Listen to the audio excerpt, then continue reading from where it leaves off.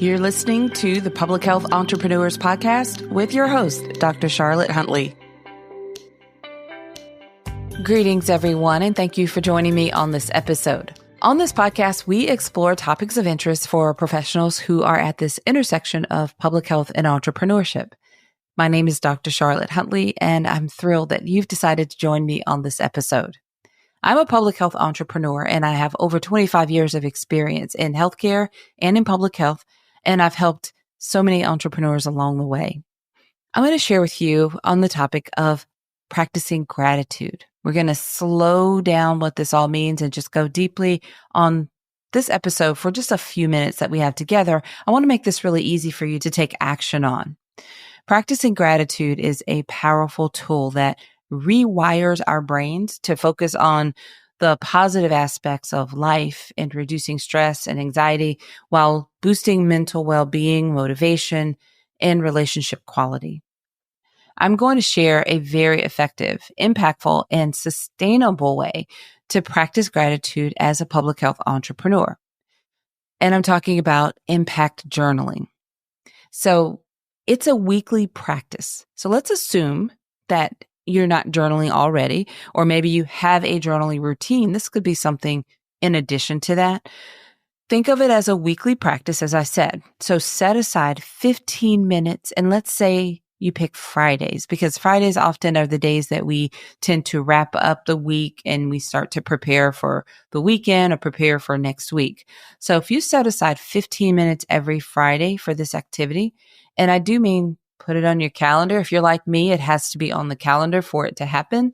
Then that means you're serious. And from my perspective, if it's on my calendar, it happens, or it's significant enough to have made it to that place.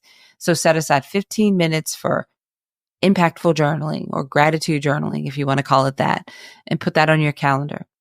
Then you want to be able to document. You can handwrite. Some of you really enjoy pen and paper. I have this digital notebook that I love that gives the pen and paper feel, but without the weight of having to carry around the pen and paper. But I also have the traditional pen and paper journals that I love. So I'm a fan of both. So you can decide what works for you. You may like, typing directly into a Word document or a Google Doc, whatever works for you. But you want to document one of the following. The first thing is, I'm going to give you some recommendations, some suggestions. Okay. So in this 15-minute time, you want to document one life or health outcome that improved throughout this week. So let's assume this is Friday. We're sitting down in our 15-minute window. And the first thing I'm going to write about is one life or health outcome that improved this week. What does that mean for you? Are you on a weight loss journey? Does it mean that you lost 1 pound or you lost 2 pounds? Are you monitoring your blood sugar or high blood pressure, and you notice that, the numbers have reduced this week?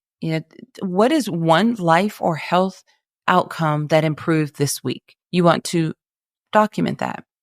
The next thing you want to think about is one team member who went above and beyond.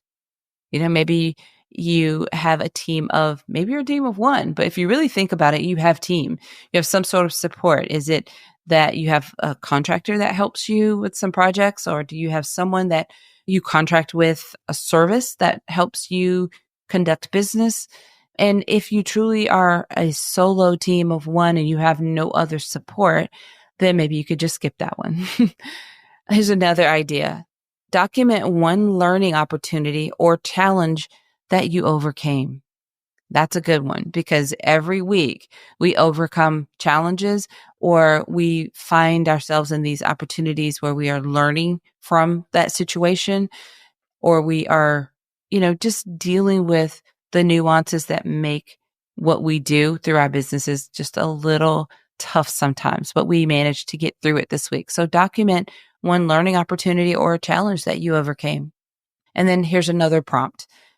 One community partner who supported your mission. Maybe it's a client.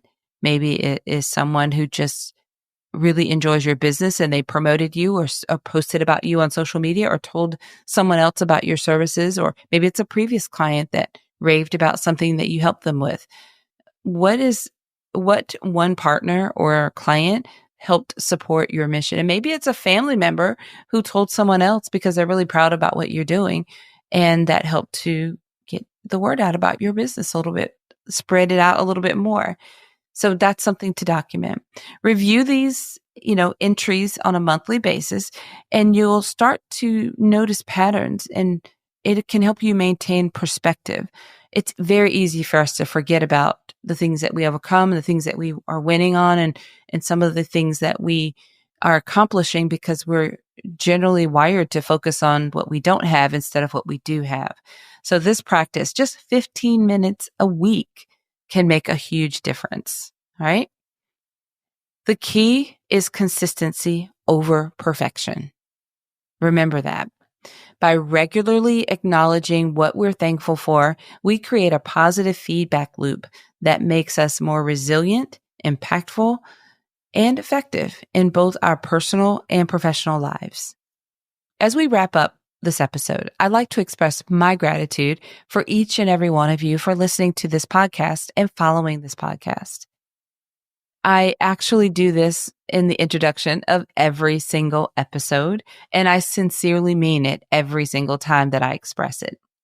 If you're enjoying this podcast, then please share it with your network. You can easily share directly from the podcast app that you're listening to right now, or you can share our website, which is publichealthentrepreneurs.com. Either way, I appreciate you. All right, everyone. Until next time, have a fantastic rest of your day. Thank you for listening. Visit publichealthentrepreneurs.com to learn more.